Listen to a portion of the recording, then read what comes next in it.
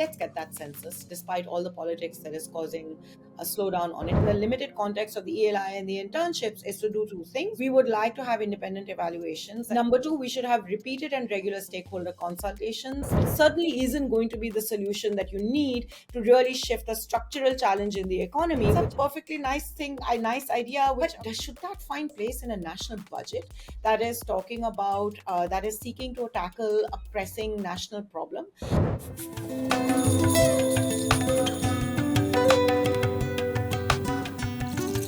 Hello, everybody. Thank you for joining me. Experts will continue to pore over the latest union budget, and analysis will keep coming in as its provisions come into play. Now, there's much to parse in there from many different angles, but today I'm looking for a broad review and, more importantly, looking for an analysis of what this budget offers on two counts. That is, how does it aim to solve our biggest problems, inequality and unemployment, and they're both interlinked. I am privileged to have Yamini Aiyar, senior visiting fellow at Brown University, popular columnist, and best known for her work as the CEO of the Center for Policy Research, joining me to take us through this budget. Yamini, thank you so much for making time for us. Thank you. It's an absolute privilege to be here and looking forward to the conversation. Yamini, the budget is an exercise in account keeping, in the books of accounts of the government. But it has far reaching ramifications, especially for a developing country. What is your headline thought on the latest union budget, given that it comes after the general election for the 18th Lok Sabha? My key headline thought is this budget, coming off of the election, was meant to respond to the realities of the Indian economy from the perspective of the Aam Aadmi and not the Khas Aadmi. What this budget does is paper over that reality with its usual political bluster and effectively undermines the very real distress that the average Indian, the Aam Aadmi, is confronting. That very real distress is deep enough for it to have found its way into the electoral discourse, but it is a complete and utter diminishing of the message of the mandate to ignore the message and produce a budget that does absolutely nothing for the real challenges that the Indian economy confronts. Mm. Oh, those are very strong words because there were some things in that budget which seem to suggest that actually there is some kind of shift. For instance, before the election and the election verdict, in fact, in the run up to the election verdict, we heard the prime minister in many interviews, and in the BJP manifesto, there wasn't any direct they did not tackle directly the problem of unemployment and inequality. It seemed to be more of the same, that they were invested in doing more of the same, and they believed that that would yield results which would tackle these problems. And yet, in this budget, they do seem to have tried to at least look at the employment issue or unemployment issue in a big way, isn't it? Well, that's why I said that there's the usual political bluster. So Hmm. let's just unpack this step by step. Yes, please. One of the most critical challenges that the Indian economy confronts is that we simply don't have good data. Okay, we don't have a census. For a long time, the employment unemployment survey of the past was withheld. Then a new structure of the periodic labor force survey was brought in, and since 1718 now we have some regular data on that. The household consumption expenditure survey that would tell us about income and poverty was also not placed within the public domain. A new structure was devised, and that the summary data was only placed days before the election, and the unit level data, which allows you to do detailed analysis, came out just after the election. The unincorporated enterprises survey, which used to be an annual survey, the last one was conducted in 1516. No data available until just after the election. But now little dribs and of course no census. We Yes. still don't have a census. We are now in The last 2020. one was in 2012. We have GDP data, which, Hmm. with all of its problems, nonetheless has been telling us year on year a story of, with the exception of the first quarter of the 2020 21 financial year when the economy locked down and we saw a massive expected drop, GDP data seems to suggest that the Indian economy is growing. Now, there's many questions about the quality of measurement of GDP data, but let's just put that aside for a moment and take it on face value. The Indian economy is growing. It is perhaps relative to other economies, particularly in OECD countries, growing faster. By the way, you'd expect that because we are a poorer economy. We have to grow. If we don't grow, we'll be in Yeah. serious trouble. But Yeah. again, the 8% growth, more or less, was where we logged in at the close of the last financial year. But there was a very important element there, which Mm, often gets missed in the discourse of the bluster of we will soon be the third largest economy, we are the fastest growing economy, which is that in fact private fixed final consumption expenditure grew at a lag of 4%, suggesting that there is a demand challenge in the Indian economy. yeah. Private investment has not picked up. Capacity utilization has stayed within the 70 to 75% range now for quite some time. Industry doesn't invest if it doesn't get a sense of demand, right? And where does demand come from? It comes from our consumption Yeah. capacities. Where do our consumption capacity come from? It comes from our income. Where does our income come from? It comes From from our. our employment. Yeah. Yeah. Now, so something is wrong, right? Ratin Roy has this nice phrase that he used in an article, look under the hood. If you look under the hood, something is wrong.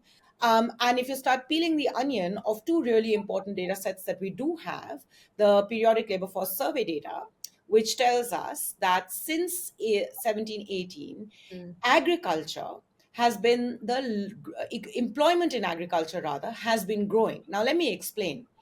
A developing economy, traditionally, when you transition into modern economies via industrialization, effectively what you're trying to do is to move people out of agriculture yeah. into non-farm manufacturing, right? So that's a linear trajectory that all growing economies are expected to go through, and India too, slowly but surely, we were moving people out of agriculture where there is labor surplus into non-farm, Mm. largely construction, but non farm nonetheless, in the expectation that over time, this non farm manufacturing industrialization would enhance labor productivity, therefore incomes, etc., etc., etc.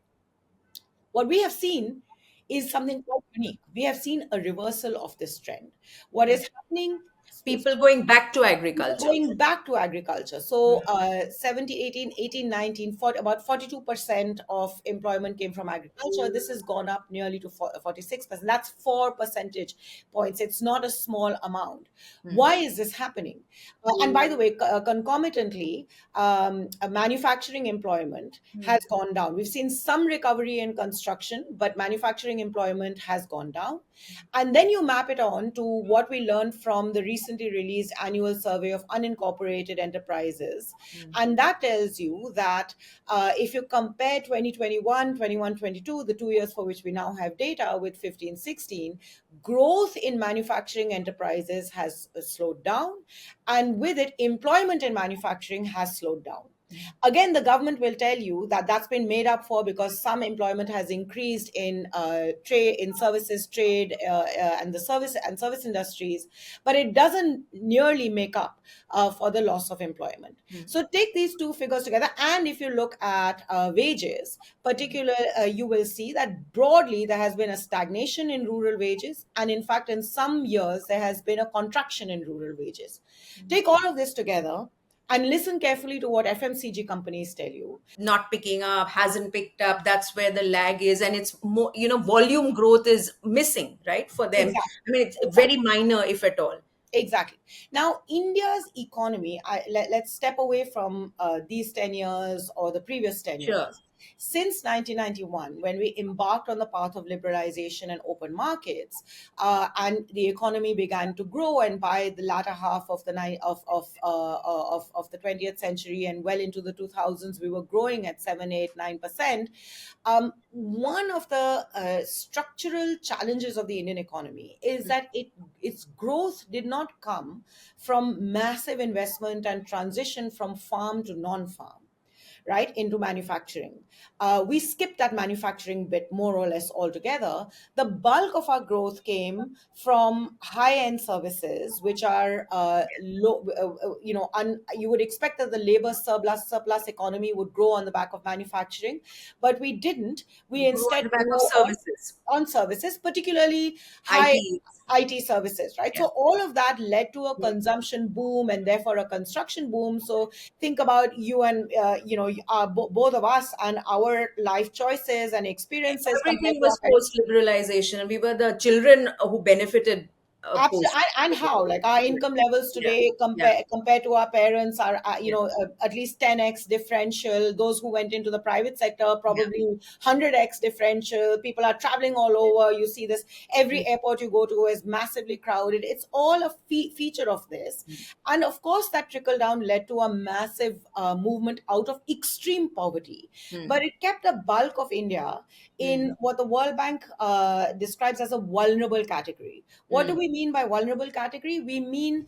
that level of income where you're merely one income shock away from falling back into poverty. mm. One income shock can be as simple as Just the falling ill and not being able to do your, daily wage job. Absolutely. Or there's a slowdown in construction, Mm, and you're not being able to get daily wage, or local manufacturing, the small enterprises from which you were being pulled out and doing things suddenly is no longer growing, or enterprises, micro enterprises are closing down, or they're only employing family members who are unpaid. And then you find yourself suddenly again in a situation where employment goes away and you fall back into poverty. So yeah, So Yamini, sorry, I just want you to.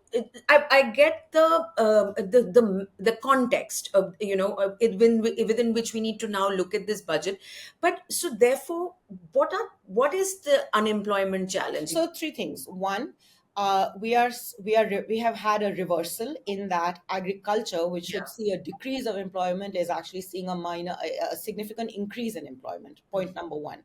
Point number two, you will hear the government tell you quite often, and the Clems data was used to say we in fact created 8 crore new jobs while the economy slowed down due to COVID.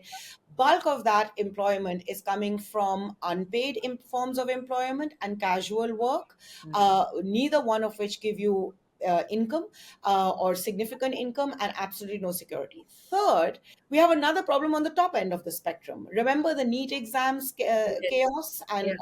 and all those visuals that we get on our TV screens quite regularly of. Every time there are a few jobs advertised. Absolutely. So the biggest form or the biggest contributor to quote unquote unemployment amongst non-student youth are graduates.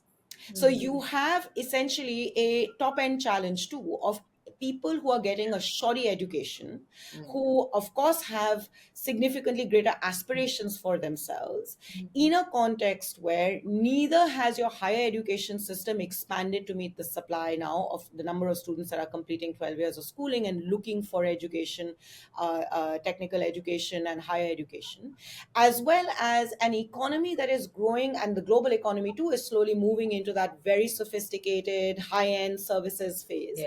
which requires a certain high quality of high skilled labor, which our education system is not producing. And so you get 42% of unemployment amongst youth is coming in that segment, according to the State of India Working Report, is coming from that segment of educated graduate technical degree holders who are not finding jobs because there is a this a mismatch. And you talk to anyone in industry and they will tell you we are desperately looking for skilled workers. And so the industry is saying we can't find enough workers for what we want to do. Workers are saying, well, you told us to go out and get our degrees, we've gone and got those degrees under very Give very us the difficult jobs, and there aren't. circumstances. Why are we not getting the job? So it's multiple layers of problems, all of which need to be addressed. I like to think about it in two different layers. There is a mass employment problem, which is a problem of the large majority of Indian youth who are unable to participate outside of move outside of agriculture into non-farm employment in ways that give them more secure economic security and potential for mobility, social mobility in the long run. And much of the employment that they find tends to be in the precarious informal sector, which is largely in the form of construction, and that's been the story of India's economy since growth. And then the second part of the jobs problem is a narrower band of the young, because a narrower band of the young actually manage to get to graduate level education. But because of the shoddy quality of higher education, frankly, the shoddy quality of education period, you end up with a skills mismatch and they are not able to find jobs that meet their aspirations. You've laid out the unemployment challenge staring India in the face. Now, when you look at the specific two or three things that have emerged in this budget, I want you to take us through evaluate each one of those. So, this employment linked incentive that is being offered to the private sector, and getting them to look at providing employment opportunities, as part of also giving back to the country, right, and participating in solving this problem. I was just seeing that some 2 lakh crore rupee outlay over 5 years for skilling and job creation schemes. And the first part in this employment linked incentive scheme says 1 month wage to all new entrants in all formal sectors in 3 installments up to 15,000 rupees to benefit to 210 lakh youth. um, your take on this? Have you had a chance to look at each one of these schemes specifically? Because then we can go through each one of them. So, sure. I'll come to that in just a quick second, but just one important thing to say here. If you look at the post poll surveys, CSTS, I'm part of a group that did a survey called the Data Action Lab for Emerging Societies. One thing that comes out really clearly is that unemployment was topmost on voters' minds. Yeah. Unemployment, inflation, rising poverty. These were all three pieces of the puzzle that came together. The political message of this election, to some degree, has been recognized by the government. And you can see that recognition in the fact that within the first 5 minutes of a speech, Nirmala Sitaraman says very clearly that we are now going to focus on employment, skilling, MSMEs as the next big segment as the next big focus on our path to Viksit Bharat. So employment was the centerpiece of this budget. It was basically fiscal consolidation with some attempt at trying to address, pay lip service rather, in my interpretation, to the challenge of employment. But it's reading the employment problem in a very garbled and confused way, which is the most generous I can be. And you could argue that it's reading the employment problem in a way that is actually favoring the formal private sector, which is a very thin part of the Indian economy. And I'll explain what I mean in a second. The economic survey rightly says it isn't the government's job to provide to resolve the employment problem. Jobs have to come from the private sector. So it is for the private sector to start working on its contribution. And the government more or less is saying, look, we've done what we had to do. We cleaned up balance sheets. We got it. We came in 10 years ago with facing a twin balance sheet problem. We've solved that. We have taken the bitter end of the stick as far as capex is concerned. We have basically spent all our money trying to build out the public infrastructure that you all wanted. Now it's time for private investment to start picking up. Yeah. We have created conditions for near effective macroeconomic stability. Compare inflation in India to core inflation in many other parts of COVID recovery economies in the West. We did well. We ensured that we maintained macroeconomic stability. There's a current account surplus. Things are looking good.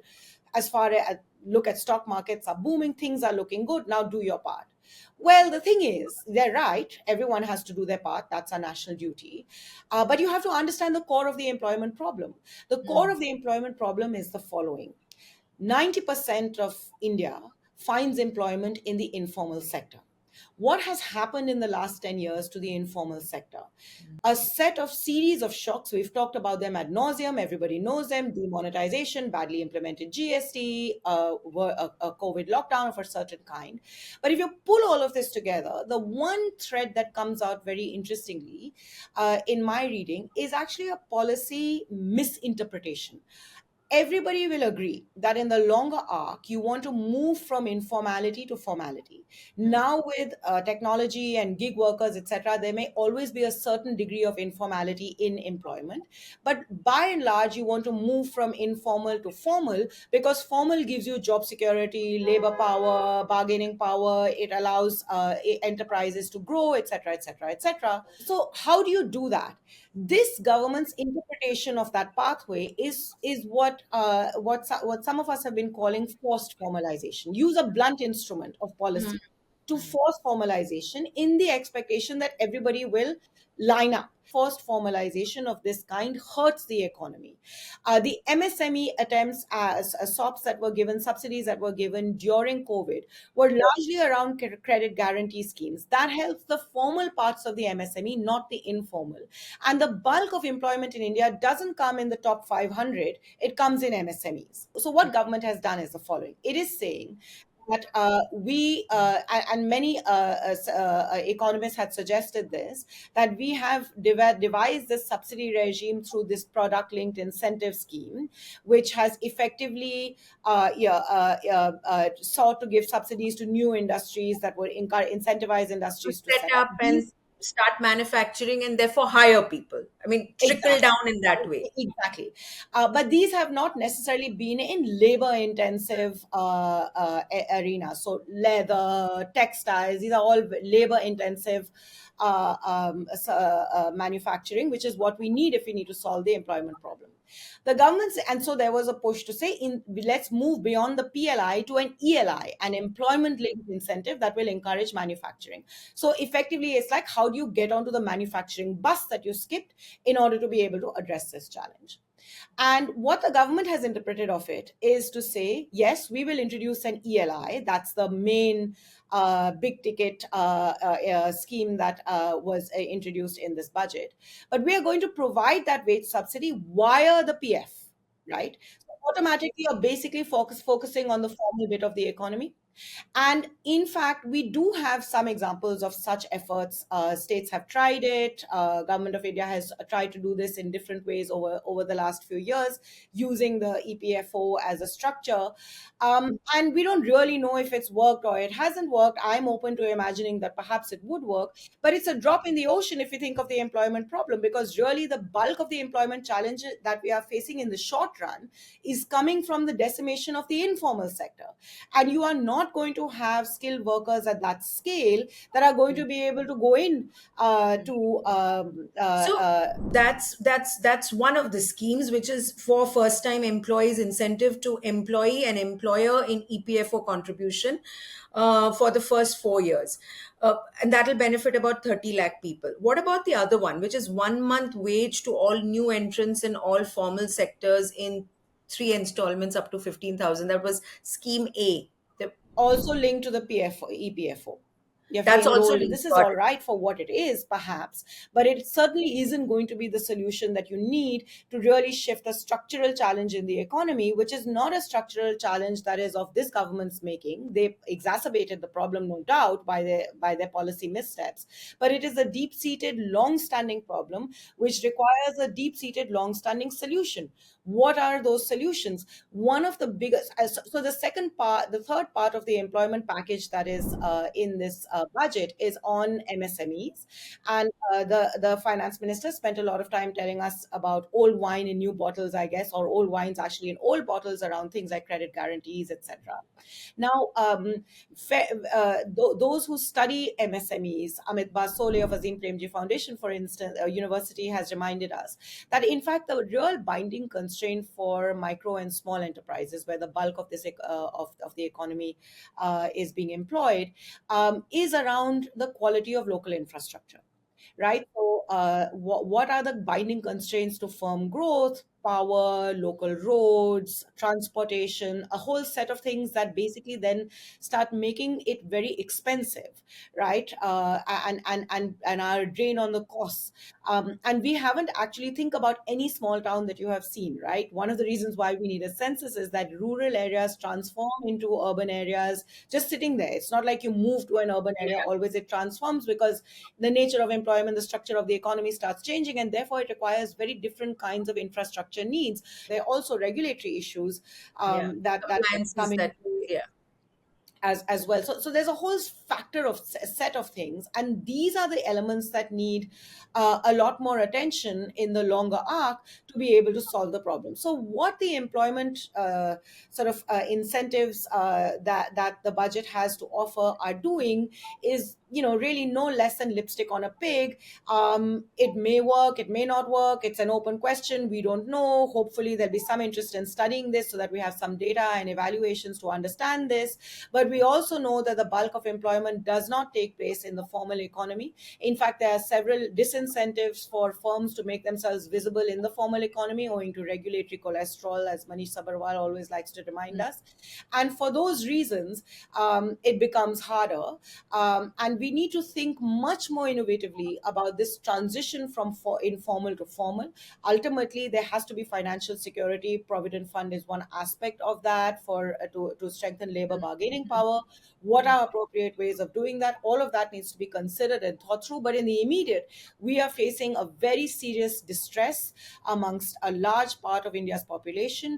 They did, in different ways, try to send that message to the government, and it is not clear to me that any of this message has been fully Has been understood. absorbed. What about the other scheme which everybody is talking about, and that's the internship scheme? Top 500 companies to offer internships on a voluntary basis, supported by their CSR budgets.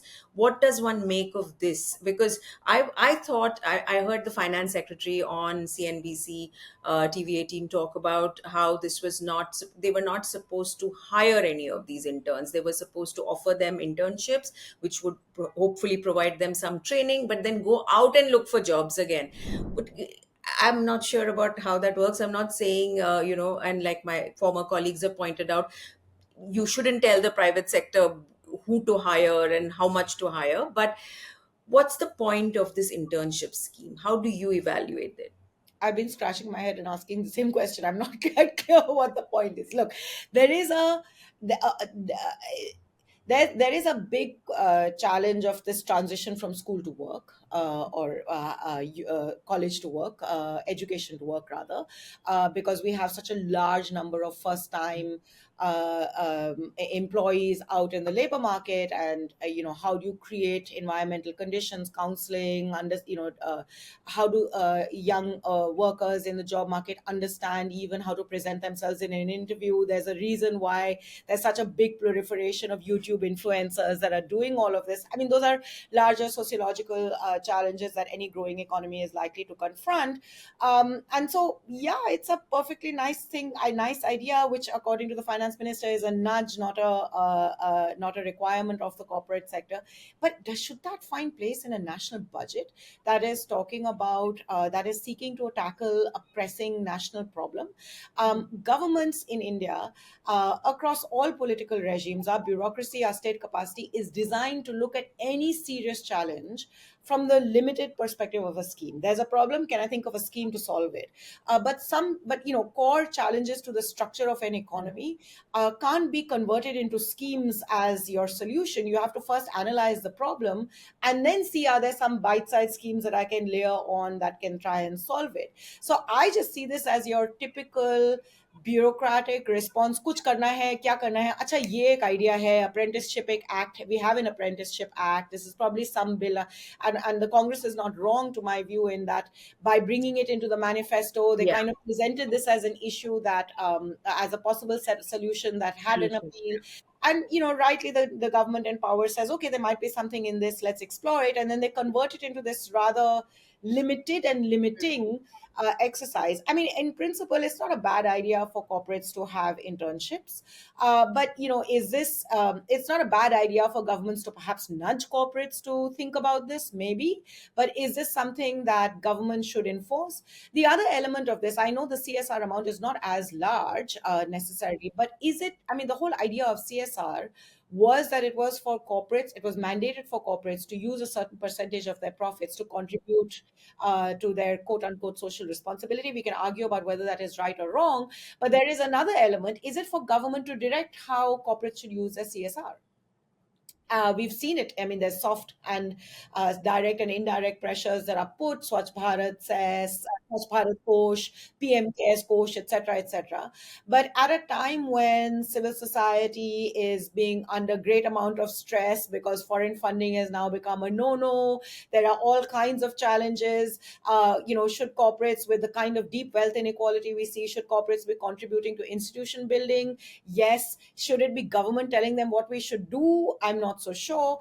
That also raises a whole set of other problems. But to the larger question, is this internship scheme necessary to solve the employment problem? Well, it depends on how you interpret it. In my interpretation, the challenge of employment has to do, for the moment, with the decimation of the informal sector and a policy regime that imagines the informal sector, that seeks to invisibilize the informal sector and force those bits of the informal sector that can be formalized into formality, rather than thinking of organic transitions and seeing how formal and informal can collectively grow in a sensible fashion.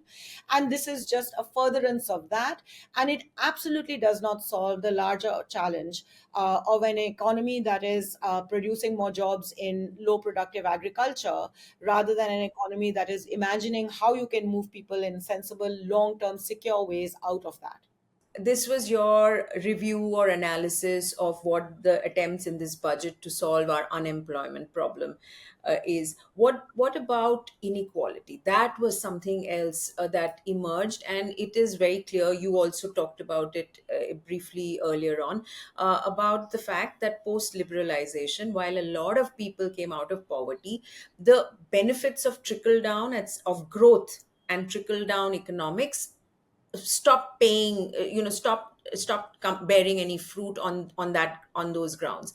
So what of inequality? Because that is something that was also very sharply in focus before the elections, and we see it every day. You don't have to look at data and get intimidated by large numbers, and the inequality lab telling you stuff. You can see it, this K-shaped recovery, the way the very small set of rich people are doing, and the bulk of the population. This, how do you get those ends of the K to match? How is there anything in this budget that addresses the inequality problem that India faces directly? So, the inequality problem is not dealing from the employment problem, right? Because Yeah, it exactly. effectively kind of brings you to the core Exactly. structural challenge that the Indian Yeah. economy has confronted, and that is again not new. It's just reaching a crescendo. The complete and absolute failure to effectively invest in human capital, so education, health being the key central elements of it, and invest in thinking through this transition from farm to non-farm, right? For the longest time, 99 or through the 90s, through the 1990s and the 2000s, the general zeitgeist was the following: you need to move. You can't solve. You have to grow the Indian economy by moving people out of agriculture. So let's not pay too much attention to the challenges of agriculture. We want to move people out of agriculture, and you want to get the state out of the way, because we've seen in the context of the license Raj the perils of too much state and how invasive it can be. And linked to that, India grows at night while the state sleeps. Guru Charan Das's famous quip that really sort of captures the zeitgeist of that moment. And in that, there was also this sense that the Indian state has just been appalling at doing all those basic things like pure public goods, roads, infrastructure, power, etc., merit goods, education, health. Private sector has been the source of growth of the Indian economy. Let's get the state out of the way and see what the private sector can also do. And so the zeitgeist was less investment of the state in key elements of the economy, and growth will eventually kind of lift all boats and things will happen. Yeah. And I think, all of that has come to pass. As we see, we are in a country where we've actually solved for some problems. Look at our education, look at the history of education policy in India. We now have about 98% enrollment in primary schools, even in rural India. There are only a few hard to reach places where enrollment levels are an issue. But the big challenge, and this is very different to the conversation we were having in the 1990s, where it was all about how do you get children to school, how do you convince parents that schooling is key. The issue of educating the girl child was a big piece of this puzzle. You can see that even from states from UP to Bihar to Madhya Pradesh, across the country, out of school numbers of girl children in primary schooling is reducing quite significantly. The challenge is what happens inside the classroom. Mm. You've got a world where Yeah. 50% of children who are in standard 5 can barely read a standard 2 text because we have uh, undermined our investments and priorities in these core sectors. Health, despite COVID, India consistently spends less than 2% of GDP, far lower than any other country in a comparative context, Mm. right? And every time you make this argument, it's always like, well, the Indian state doesn't actually deliver. Heck, I don't disagree. I've seen this, and a lot of my Absolutely. work No, is on how do you strengthen our governance systems. yeah. But you can't use that as an excuse not to invest, because in some senses, the two are, once you make things priority, actually, governments start operating well. And we have enough examples, even in health and education, of how that works well. Mm. What has happened in the last 10 years, in Mm. my view, is that this challenge has been exacerbated because Mm. of the nature of democracy and the degrees of poverty and inequality. It is not viable for any of our politicians, whether it is from the BJP. Remember, Modi came into power on the back of maximum government governance, minimum government. Many argued that this is going to be, India's neoliberal moment. He's like Thatcher and Reagan, market reform, market reform, market reform, and no wasted money into subsidies and welfare programs, etc. As it turned out, Modi positioned himself after the loss of a few elections as the Vikas Purush. He was actually positioning himself politically as a fairly welfareist guy, as a welfareist politician, and welfare schemes of different types started coming into play as a big part of the electoral dynamic. And DBT, the direct benefit transfers, which allowed for you to do these cash and kind transfers, became the key mechanism, arguing that these reach people better. But the political consequence of this was that all politicians across all political parties recognize how electorally salient this is, right? When you're delivering cash into somebody's account, you can make it a personal guarantee. The Modi ki guarantees, kind of, and Modi also has been remarkably fiscally prudent, actually, particularly in these last 5 years, despite COVID. So we had new schemes launched in the first 5 years: PM Kisan at the eve of the election, Ayushman. Ujjwala, Ujjwala uh, Yojana. but if you look from 2015-16 onwards all the way to the present moment, actually, as a percentage of GDP, you don't see a large increase in social sector expenditures. As a percentage of total government expenditure, you see a decline from about 23% in 15-16 to about 19% in the present moment, with the exception of the COVID years when Mm. food security, PDS, became a big element, and Narega also saw some increases. So, in fact, Modi has managed fiscal prudence, and he has reduced, or sort of he has the total government expenditure of the central government has been contracting, with the exception of the COVID years, and he's increased capital expenditure. So how has he done it? He's done what public finance folks call expenditure switching, moved money around, not expanded the pie. And the Mm. biggest losers have been education, nutrition, and health. In fact, in this budget, Samagra Shiksha, the government of India's flagship scheme for school education, saw a 1% decrease over the interim budget. So, Mm. so we are not prioritizing human capital. And in failing to prioritize human capital, you're essentially exacerbating the challenge of inequality. You will Yeah. not get, no country has had social mobility and has been able to resolve the challenge of jobs, and every challenge of inequality that India faces without investing in its people. That's the core of the challenge. And then, of course, we have lots of other things that are layered onto it, and caste, gender, all of Yeah. these, religion, all of these elements play into why inequality remains stuck. But the answer to all of this has to come from deeper and more significant investments in the productive capabilities of all of us as Indians, so Mm. that we all have economic opportunity. And what we have instead right now is some crumbs that are given via welfare schemes as Yeah. compensation for an economy that is just not designed for the vast majority. And again, in the ELIs and the internship programs, you can see that imagination is what is playing out. We want to think through the formal bits of the economy to see how that will Mm. give us growth, and for the informal economy, force you to formalize, or and we have some welfare schemes. what are the next steps that you want to look at if you were to say in good faith that let's see how this plays out, because you have to, in any case there is no other option, isn't it? What is a good outcome of this budget, a positive outcome, something that would probably help? The fact that the problem has been recognized is an extremely important starting point, right? And what we need now, if we want to make a good faith concerted attempt at solving the problem, number one, most importantly, let's get that census, despite all the politics that is causing a slowdown on it. If we don't know, it is going to be really difficult to solve the problem. Let's also stop with the bluster. We don't need to have somebody of such a high office as the prime minister himself use clems data to say we created 8 crore new jobs in the midst of COVID. The reality is in front of us. Let's acknowledge it. We can have ideological differences. I think the prime minister made very clear in one of his interviews in the run up to the election, we need to support wealth creators, we need to lift all boats. Those are ideological differences on how to solve the problem, and those are healthy differences. They need to be argued out and engaged with. But then that also requires us to create a healthy environment for argumentation, for dialogue, for discourse, that allows for different points of view to shape the ultimate outcome of policy. In a democracy, good policy is not always what the economist will tell you or what the public policy expert will tell you. Good policy is that which politicians negotiate across multiplicities of stakeholders.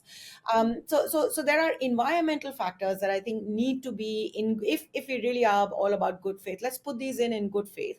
One way to do this in the limited context of the ELI and the internships is to do two things. We can say, number one, we would like to have independent evaluations that can tell us whether this is the right path to follow. Number two, and the government should encourage it and perhaps even possibly support it. Number two, we should have repeated and regular stakeholder consultations that are in the public domain for engagement and dialogue, so that all stakeholders from your MSMEs to your 500 companies, listed companies, are able to come into the dialogue and talk seriously about whether it's working or not and not working, and so that there can be regular tweaks and changes. Number three, we need to be the finance minister says in her speech, and I think it's a really important thing, that she is going to build out an economic policy framework that will be presented in the public domain.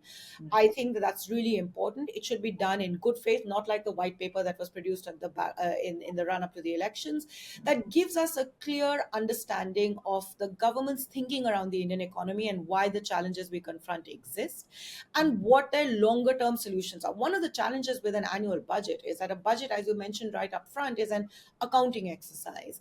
And because we don't have a planning, a long term vision document, a medium term fiscal framework, a plan document like we used to in the past. I'm not advocating for the planning commission, but there was some value to having that kind of 5 year plan, 5 year imagination.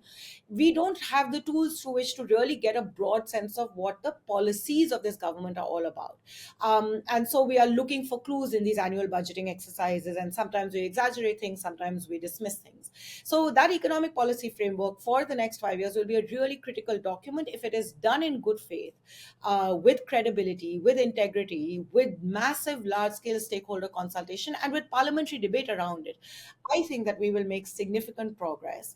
And last but most crucially, a shift in priority, which recognizes the value of welfare spending, not for its electoral salience as Modi ki guarantees, but for the fact that no country in the world has been able to grow without investing in the productive capacities of its people, and start seriously thinking through what are the kinds of investments we need to make in higher education. The NTA NEET crisis tells you that this thing is crying for change. Young people are truly agitated, and rightly so, but also in school education, to significantly improve the quality of our education. We have a new education policy that's not a bad document from school education's point of view.